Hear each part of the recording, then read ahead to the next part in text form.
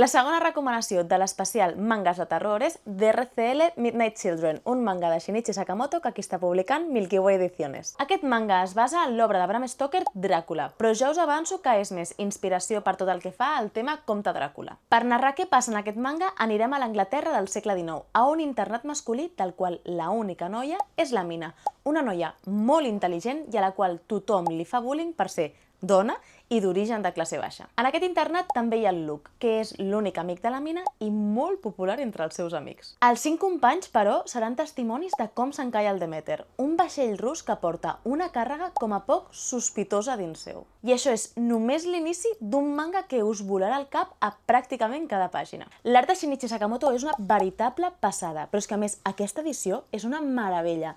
L'efecte desgastat, el toc brillant a les lletres vermelles, o que sota la sobrecoberta tingui aquests tons de color craft. A més, cada volum porta una fitxa de personatges. I tot això la fa, per mi, una obra imprescindible a tenir si sou fans del gènere. DRCL a Japó té 6 volums i està oberta, i aquí ja ens n'han arribat 5. I això seria tot. Què us ha semblat aquesta recomanació d'avui? Li donaríeu una oportunitat?